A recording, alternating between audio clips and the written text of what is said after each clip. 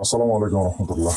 আজকে আপনাদেরকে পুরো ভিডিও একটা ব্লগ দেব। সেটা হচ্ছে যেন কি, এই চিপস গুলা 5 টাকার যে চিপস গুলা আছে, এই চিপস গুলা আমি এখানে 25 সিঙ্গেল মাল নিছি, 25 কোয়ার্টার।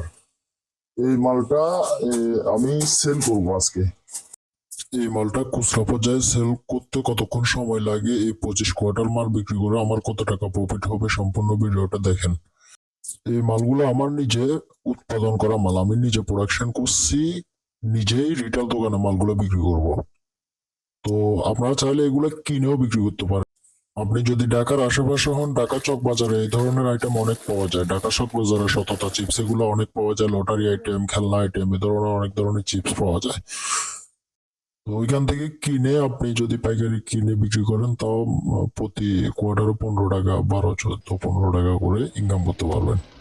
তো আমি যেহেতু এগুলো নিজে প্রোডাকশন করছি, ওই কারণে এগুলো প্রতি কোয়ার্টারে আমি 20 টাকা প্রফিট করতে পারবো, কারণ এগুলো আমি ডাইরেক্ট উৎপাদন করার পর রিটেল পর্যায়ে মাল দিতেছি। ওই কারণে আমি প্রতি কোয়ার্টারে 20 টাকা করে আমার ব্যবসা হবে। আপনারা চাইলে নিজেরাও এগুলো উৎপাদন করতে পারেন। এগুলো ম্যানুয়ালি কাজ করা যায়, অল্প টাকা পুঁজির মধ্যে এগুলা নিজেরাই তৈরি করা যায় ঘরে। ফ্যামিলির লোক দিয়ে এগুলো তৈরি করানো যায়।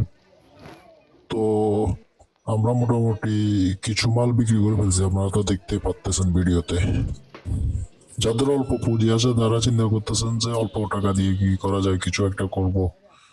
যারা মনে করেন যে কিছু মাল কিনে বিক্রি করতে পারবেন, এই ধরনের মানুষের জন্য এই ভিডিওটা খুবই উপকারে আসবে। আসলে আসলে যে কোনো ব্যবসাকে ছোট করে দেখতে নাই। আপনি আজকে ছোট করে ব্যবসাটা শুরু করবেন, এক সময় বড় হয়ে যাবে। আর যদি আপনি চিন্তা করেন যে না, আমার অনেক টাকা একসাথে করে তারপর ব্যবসাটা করবো, তাহলে ব্যবসাটা তো শুরুই করতে পারলেন না।